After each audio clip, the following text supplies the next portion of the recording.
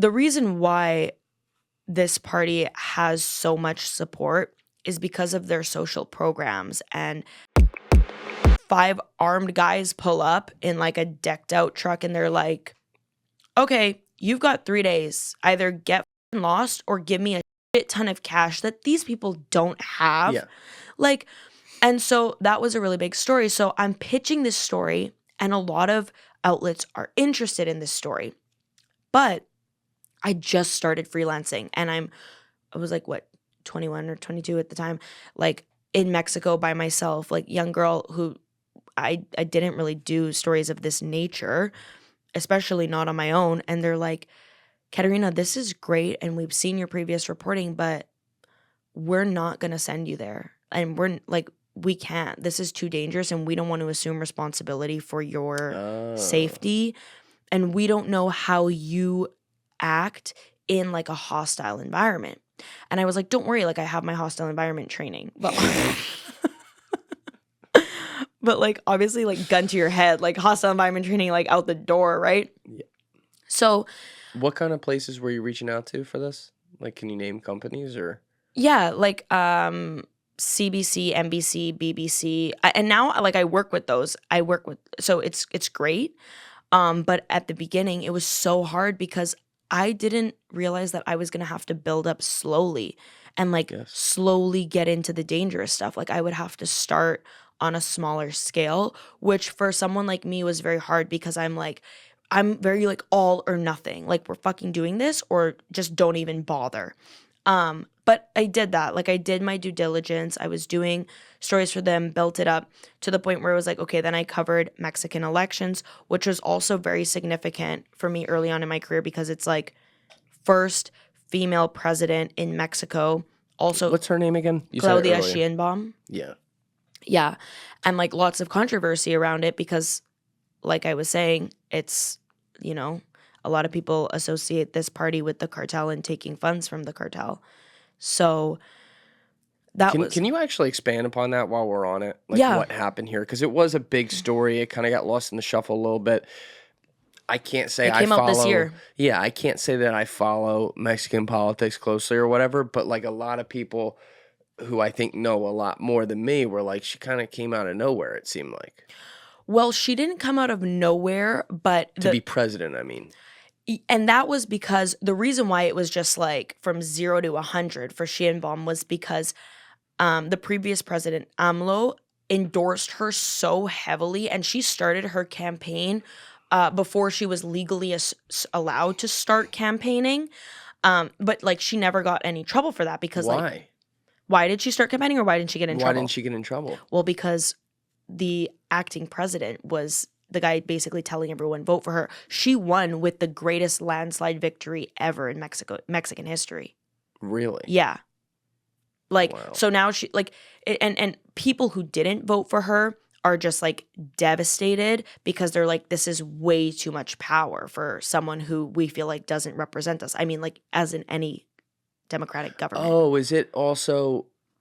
Oh, so it's not like weighted by vote, meaning she doesn't get more. She doesn't get to control more. I don't know how it works below them, but like she doesn't get to control more seats as a result of getting 60% of the vote versus 55. You understand what I'm saying? No. So like it's totally different in the United States. Like there's separate elections, but like in this case, I don't know much about this. If the Mexican president wins, it's not like if they win with 60% of the votes, they get to place 60% of people in whatever this may be here, a House or a Congress or something like that, versus if it's 55, they get to place 55. See what I'm saying? It's not like that, right? We'll have to Google it because I don't know, but I know it is. It's a republic. It's the same like type of government as the United States. Got it. The thing is like because she won with such a landslide victory, she obviously like she's doing this whole judicial reform thing right now. We don't need to get into that. And it's like super convoluted, but it's caused a lot of controversy in Mexico. But going back to like what I said about, you know, it being like the biggest cartel in the country is that this year it was revealed that the previous president, AMLO, took around $2 million in funds from the Sinaloa cartel. It wasn't, you know, directly funneled to him. It was given to his driver slash personal aide, and then it went to his campaign in 2006. And for a long time, people were saying, and other journalists were saying, like, this guy is on the payroll. He's on the payroll, and he just like Sheinbaum, he had a lot of support, and he also had a significant victory. And so people, his supporters, were like, "No way!" And How did the story come out? Like, what was the source? I can't remember if it was the New York Times or if it was ProPublica. I don't remember. It was one of the two. I'm like 90. So they had anonymous sources that were giving them proof of this. Yeah. They figured it out, and so they did like a whole investigation. And it was really significant because the reason why this party has so much support is because of their social programs and the pension plan that never really existed before, paid time off. In Mexico, typically the work week, and for like a minimum wage worker, is 6 days a week. It's not like here in Canada where it's 5 days a week. And minimum wage is just like, it's very low. And typically, if you're working a minimum wage job in Mexico, you are working a job that is supplemented with tips. So, it's constantly changing whatever you're making.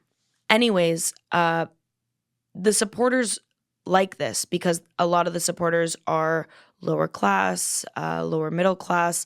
And so they felt like they were seeing benefits from the policy. On the other hand, people who didn't support them were like, this is a very corrupt party. These are very corrupt individuals. And we need to look at how this impacts the long run. And I'm not saying, like, personally, I'm not on either side, and I'm not even Mexican. But we kind of are seeing long-term effects at this point, like what's going on in Sinaloa with this turf war, and the governor being, a Morena party member is like, these are the long-term effects of when your government has such deep-rooted corruption that now regular people are dying and getting caught in the crossfire. How well do you know, like, the history of the cartel over the past 40 years, 50 years? I don't know. Like, I know, I guess, how well? Yeah, like breaking down, almost like if you were going to break down the 5 families in New York and kind of just timeline of how things built and who was around. I guess good. Pretty good. Yeah. All right. I want to go back there just to start a little bit with some context here to build up to where we are then. So for people out there who aren't everyone's heard of the Mexican cartels, everyone knows what they do and whatever. But when did they start to have serious influence, and who were like the godfathers of that in, say, like the 70s and 80s? The 70s and 80s? Yeah. I could not tell you. But what I know, like, the main godfathers of, this sort of time of when we hear about this and we're on social media, and, we have, like, Narcos. Like, okay, so Narcos goes into that. Yes. The second season, I think, is like Narcos Mexico or whatever. Mexico, that's right. It really goes into that, like the history and the depth of it. But I have been so hyper-focused on like what's going on now because also, okay, this is another thing, right? And we'll get into the history stuff for sure.